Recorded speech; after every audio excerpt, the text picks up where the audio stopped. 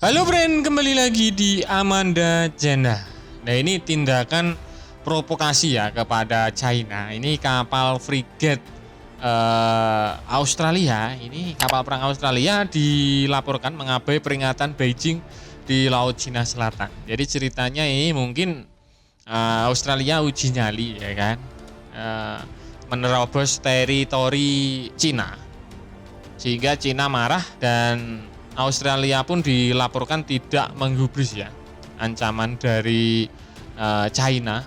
Ya pokoknya jalan-jalan aja, nggak mau tahu ya seperti itu. Jadi mari kita simak beritanya ya. Jadi ini situasi di kawasan Indo-Pasifik ini sempat memanas setelah kapal perang angkatan laut Australia HMAS Toowoomba ya dilaporkan telah melanjutkan pelayaran di Laut Cina Selatan meski mendapat peringatan keras dan pemantauan ketat dari militer Cina.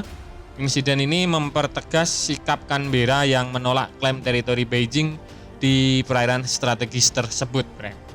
Ini kayaknya HMAS Toowoomba ini yang kemarin ke Indonesia itu loh, lawatan ke Indonesia. Nah kayaknya ini lanjut perjalanannya ke Laut Cina Selatan atau mungkin ke Taiwan mungkin, atau ke Filipina ya. Mungkin perjalanan rutin gitulah. Tapi nyali Australia ini ya cukup luar biasa, friend ya. Lo bayangin ya. Dan HMAS Toowoomba, sebuah frigate Anza class ya, merupakan melakukan apa yang disebut Departemen Pertahanan Australia sebagai transit rutin pada 12 Februari. Pelayanan ini merupakan bagian dari Regional Presence Deployment, sebuah misi berkelanjutan Australia untuk menunjukkan kehadiran militernya di kawasan tersebut.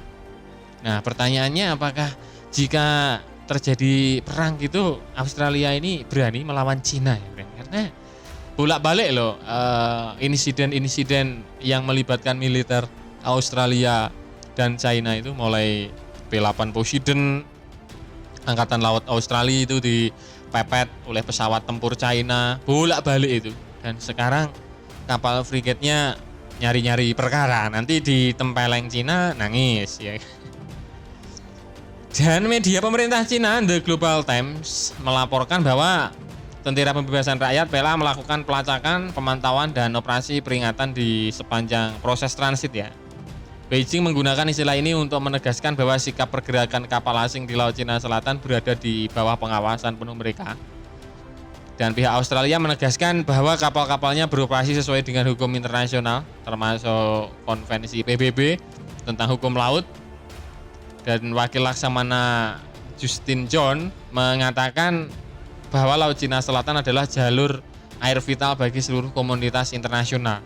Jadi bebas yang mau lewat situ siapa, nggak peduli gitu ya. Penyebaran ini menunjukkan komitmen Australia terhadap Indo-Pasifik yang damai, stabil dan makmur ya. Senada dengan itu, Komandan HMAS Toowoomba menegaskan bahwa misi ini adalah bentuk kerjasama dengan sekutu regional untuk menegakkan aturan hukum yang berbasis internasional. Dan langkah Australia untuk terus mengabaikan peringatan Cina merupakan pesan politik yang kuat ya.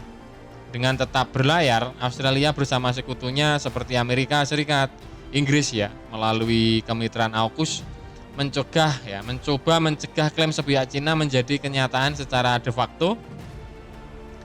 Sementara bagi negara-negara Asia Tenggara ya, seperti Indonesia misalkan ya, dinamika ini menambah kompleksitas keamanan di kawasan.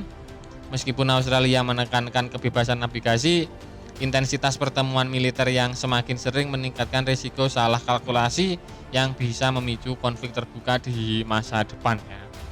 Karena Cina sendiri sudah menandai ini sudah menandai Australia, karena Australia itu sudah mendeklarasikan dirinya sebagai musuh Cina gitu loh.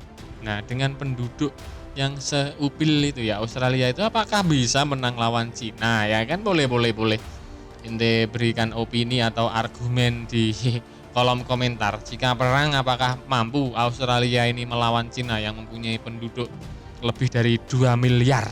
Aduh, bayangkan ya, dengan teknologi yang mutakhir persenjataannya, friend. Dan usut punya usut ya, insiden ini menambah daftar panjang konflik yang cukup berbahaya antara Cina dan Australia. Baik ketegangan udara maupun ketegangan di laut kedua negara di kawasan tersebut.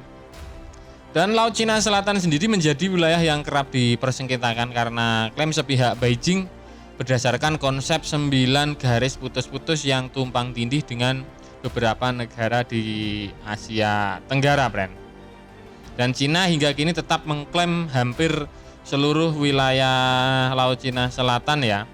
Meskipun putusan Pengadilan Internasional tahun 2016 telah menyatakan bahwa klaim tersebut tidak memiliki dasar hukum, tapi Cina masih mengeklaimnya dan sampai saat inilah ya seperti itulah, Bren, saling baku hantam, saling konvoy, sambil saling pamer kekuatan seperti itu. Nah, Bren, itu tadi ya pembahasan admin seputar usut punya usut. Ini manuver yang berbahaya.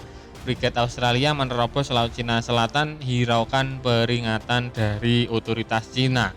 Bagaimana menurut kalian terkait berita ini? Silahkan baku hantam di kolom komentar.